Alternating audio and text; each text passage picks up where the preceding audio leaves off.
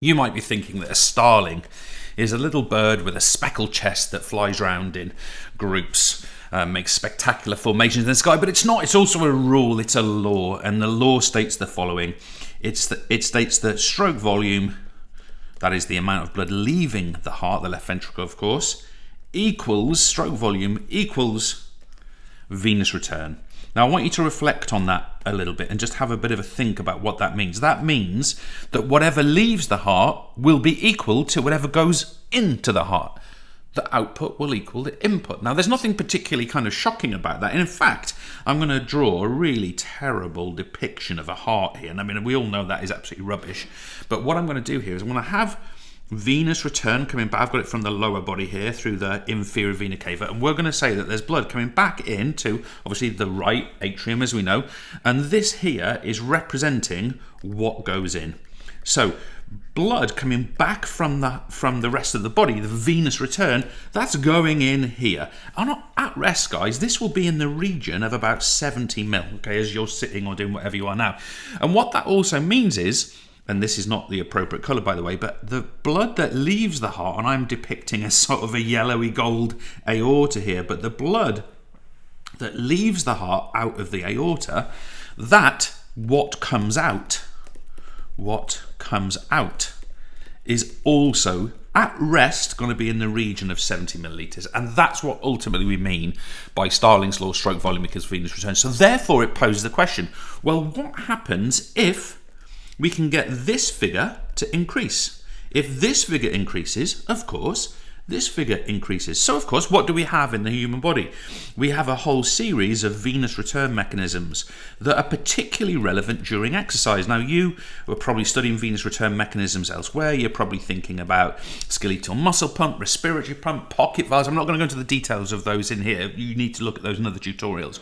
But what happens is during exercise, this number goes up, and it can go up as high as 140 millilitres, in fact in some cases a little bit higher. So of course what happens here, this goes up to, let's say, 140 millilitres, and it happens because of those venous return mechanisms. For example, the muscles themselves, right? Let's say you're running, the muscles themselves are actually constricting and contracting, and that's squeezing and pumping more blood through force back up this way. The pocket valves are preventing it falling back, etc., etc. And therefore, Starling's Law, stroke volume equals venous return, or venous return equals stroke volume. Or if venous return goes up, stroke volume inevitably has to go up. Now, a couple of other points that I want to make here.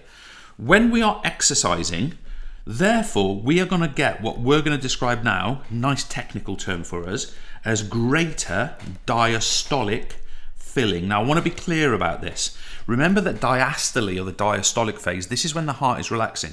So when this right atrium is kind of relaxing back sort of into its kind of ready to contract phase, more blood is entering, more blood is coming in there. And as a result, we get greater diastolic filling, even though that time period is actually shorter during exercise. I'm not going to get into that here.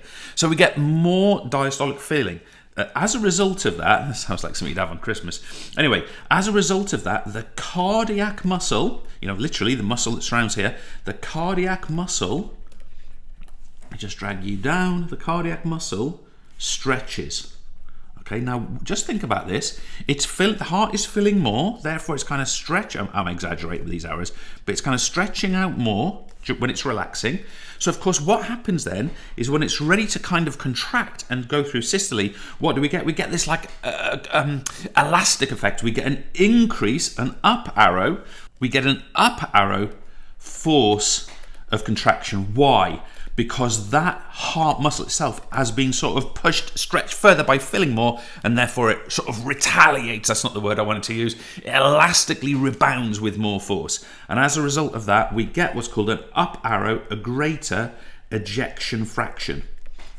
And what we mean by that is that of the let's say the 140 that goes in, once it gets down here into the left, obviously it's gone through the other circuit here, but once it gets down into the left ventricle, a bigger proportion of that 140 will go out, and maybe we end up with 138 millilitres. Some of it obviously remains in there, but we get a greater fraction of it exiting. Now that's what we mean by Starling's Law. And before we finish this tutorial, I just want to do a little bit of a sketch of a graph for you. Now, can I stress to you here, folks, I am very much sketching this as always, when you do graphical work, you should be using straight lines, you should be using titles, you should be using labels, units.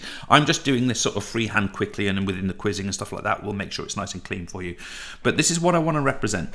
I want to represent time, and I'm going to put time, my units here as minutes. I'm going to put time in minutes here, and what over here I'm going to represent on my x-axis is heart rate, and I'm going to do heart rate in beats per minute, okay? And we're going to say that this person is going to start exercise here. So they're going to start some kind of run or marathon or triathlon, make it whatever you want. And over here, this is the finish line. So they're going to end their exercise over here. And let's just say, for argument's sake, that this period of time, let's just say that this is 60 minutes. So whatever that period of time is there's 60 minutes in that little block there. So what would we expect to see? Well, let's assume they run at a steady pace or go at a steady pace. We would expect to sort of resting heart rate, anticipatory rise, increase, leveling off at submaximal plateau steady state exercise. And we'd expect it to go to the end, right? No. What can happen is the following, like this.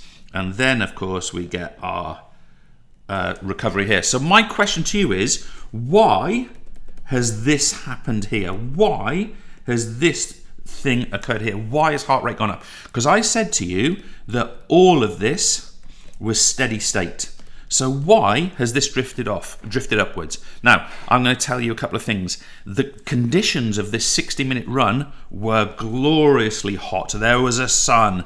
It was humid. It was boiling. This person was sweating. This is what's happened. So what happens is, and I'll just sort of go around this, in warm conditions, with extended exercise, think about sort of aerobically driven type stuff. So your marathons, your triathlons, your open water swimming, with extended exercise in warm conditions, what can happen here is that we get something called cardiovascular drift. This jutting upwards of heart rate, even though the intensity of exercise is the same. Why? It is because of a loss of fluid. That loss of fluid through sweating, of course, is going to mean that blood plasma is thicker. Okay, it's more viscous. We get thicker, more viscous blood as a result of plasma. Sorry, plasma is lost. I should have put there, not thicker. It's always the same consistency. But as a result of that, the blood becomes more viscous. Okay, so we lose that plasma. Blood becomes more viscous as a result. And as a result of that, stroke volume goes down. Why would stroke volume go down, folks? Because venous return has gone down before then. So venous return has gone down because the blood is thicker and harder to push and harder to return. Stroke volume goes down. So in order to maintain cardiac output, what must an athlete do?